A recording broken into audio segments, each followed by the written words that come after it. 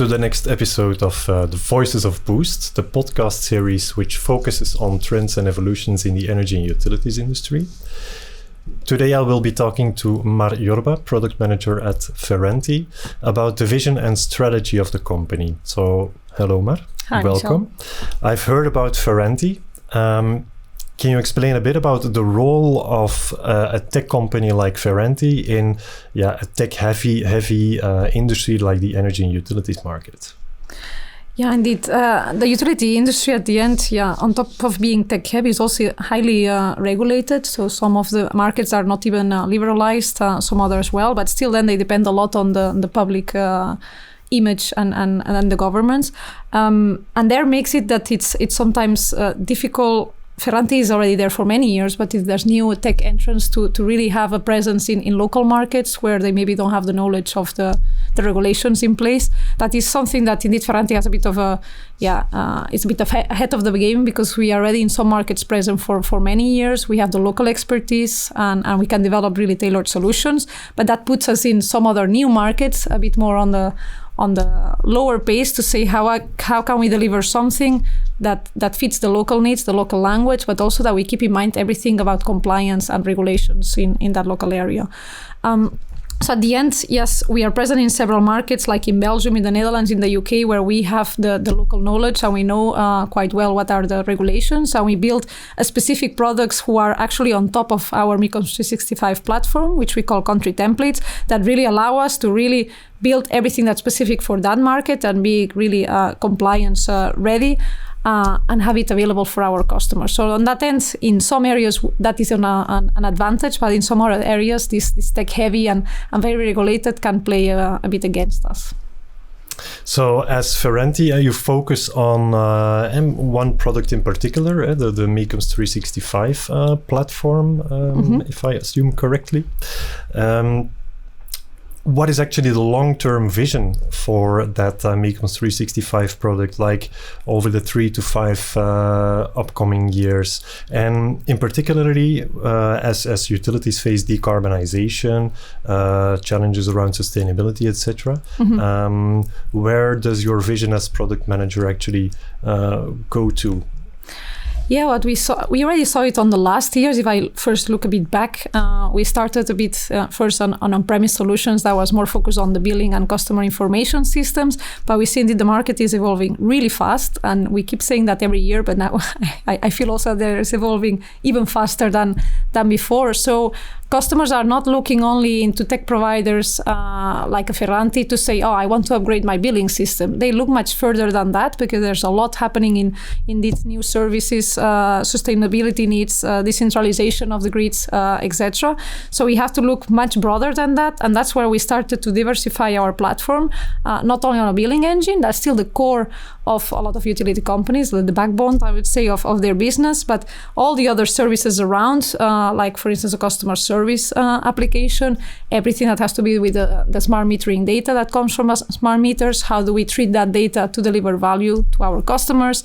Pricing and quoting now is playing a big role as well in a lot of providers, because there's dynamic products that require a lot of ingestion of data to make dynamic pricing contracts. So there's a lot happening in the industry that is beyond only the SIS as we initially started. So a bit the vision long term for Mycoms 365 is continue this modularity or diversification of our products. So it's not only one product. We already expanded in the last years for already 5 product lines as we have today. I mentioned the country templates. So having plugins for a specific country ready to enter or acquire new customers in that specific lands.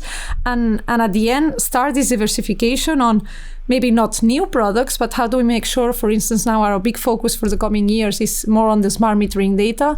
How do we make sure that we have a solution that can fit not only electricity companies, but also heat companies, that they have a lot of new services and new tariffs and tariff structures, I would say, in their mind. How our application follows up with these trends? How does it actually create a better integrated platform for them?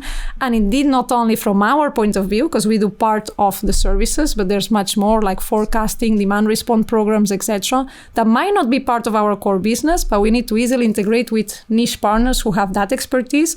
And some partners we work, obviously, from the technology side, that they help us, that they are part of the ecosystem of the product, and we need to make sure that we integrate well with them. So integration is a really key focus at Ferranti now, that if we don't provide that specific solution for a new service, and AI can be an example, we do some things on AI, but there's niche players that they are beyond that, we need to make sure that at least it integrates well with our application and our data models. So that is a big focus, this modularity and integration needs of our customers. So actually, if I wrap this up correctly, it sounds like everything you do, all the processes that you handle within the platform that you build are actually mission critical, are very important processes for the customers that you're serving. So I'm wondering, you've mentioned partners or specialists within certain fields of expertise. But how do you use the feedback from those partners, for example, but I can imagine also the feedback from customers to shape the roadmap and the way you shape your product and platform going forward in this mission critical environment, actually. You pointed out well to say, indeed, for us, the customer feedback is key. I think every company will say it, but we do take pride that we really have a good, close relationship with our customers. It's also the fact that obviously we serve big utility players, so it's not that we have thousands of them. It's quite manageable to really keep a customer intimacy with each of them that we work directly. And there we find it extremely important from the product department that we receive the right feedback or the direct feedback from the customer. And they are the ones actually driving the roadmap. Obviously, we have our own ideas. We know the trends that are going in the market. We hear from other sources what should be our long-term plan and vision. But it's them who are actually in day-to-day activities that they see challenges, that they see opportunities. So we find it very important that we have a direct link with our customers, that they can bring us feedback, and that feedback is really enhancing the our product constantly. We have a process in place that every customer can request whatever new ideas, new feature requests, new needs that they have. They come directly to my team to say, okay, these are the needs that we hear from this customer in this market for this segment. Is this something that brings added value to the whole platform? Because there's other customers who use it. If it's a good idea, we have a very easy and fast schedule to put new features in the product, meaning that every 3 weeks we have a new release in the market, a new update of our whole platform. And if we find it a very valuable feedback, and we believe that it's something that we can implement, it can be as fast as 3 weeks from the moment that the customer said, oh, I have this idea, this need, would you mind to, or do you think that it brings value to be implemented in the product? It can come as fast as in 3 to 6 weeks to be live in their environments, it's very well appreciated by our customers. Yeah, I can imagine. It's like 3 weekly. That's pretty fast in terms of software releases. Yes. Because then it's also tested and such things, so it's ready to go for to put in production, let's say. Yeah, we have a lot of it can only happen, that type of processes, if you have a lot of automation in place, obviously, because a new feature comes with a lot of best practices behind documentation, testing, the development step, the design that is following all the guidelines that we have from Microsoft and from our own. So we have a well-structured process that the moment it enters the feature, it follows all the different checkboxes, I would say, before it becomes released. We will never launch it if all the checkboxes are not in green, obviously. But that's why I say the minimum, it can be 3 weeks. It can get longer, but it gives a good feeling to the customer. We took your feedback. We are in design phase, so we are implementing. Also during design phase, we have a lot of interactions with the customer. Is this really something that you would be using and you would find it valuable? To not lose, sometimes you lose track on, that initial use case came in and we started designing it in another direction. No, the interaction with the customer is constant in that case. Wow, impressive. Are there any other partnerships or integrations maybe in the pipeline that could shape the Mecoms platform in the future?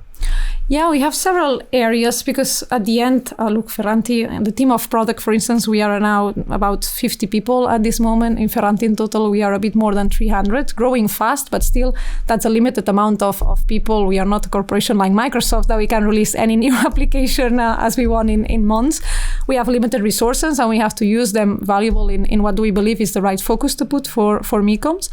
And yeah, the utility market is going so fast and in so many directions, and the complexity is becoming so big that it's impossible that Ferranti would say, I cover it all. We are good. We know what we are good at into the core processes of billing, payment and collections, gathering the metering data, treating the metering data for billing purposes, and also the interaction with the customer. But there's some areas that we see a lot of very interesting players that they are entering the market with some applications, for instance, on demand response programs, on forecasting capabilities. There's a lot of players that they can easily integrate with our platform because we have a lot of the data that they need to actually bring value to the customers. And we just need to make sure that these partnerships work and that they use the same stack as us, or we have easy way to integrate via APIs or via other integration services. So part of our focus is also we have an integration module that we built recently to make sure that it's easy to talk with our data, that it's easy to integrate with our processes, and then we can offer a combined solution to our customers. And if you would make a bet on a game-changing new trend or evolution in our industry, in the energy or utilities industry, what would it be? Where do you see biggest opportunity, and how is Ferranti actually going about that? How is Ferranti preparing for big changes in our industry? You put me a challenging question because a lot of them will answer, AI. I think AI is a game changer for any industry. That's not specifically to us. That's not specific for utilities. Well used and well thought AI can bring a lot of the value that the industry expects. But AI on its own is not, I would say it's not the game changer. It's how do you use AI?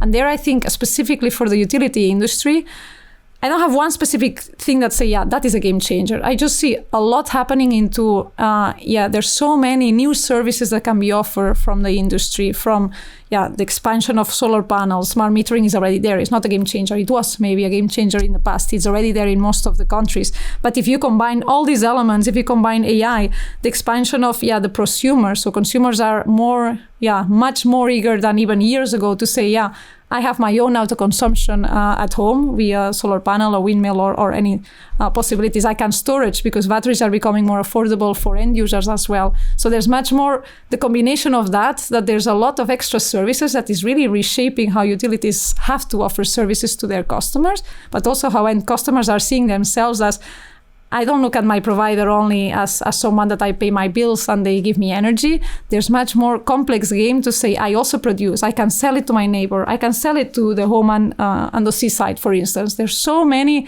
new services that they are popping up that to me, that all combined is really a big change in the industry. And I think we will see in the coming years, these type of services, the providers that will be able to offer really appealing and end customer language type of services will really be the big winners in that game. Yeah, so the ones that are actually transforming their operations into something that's more than just selling energy or a commodity like water or gas or whatever. Exactly, as but well. We're actually building an ecosystem around that with services, maybe charging electric vehicles, maybe selling solar panels and stuff like that.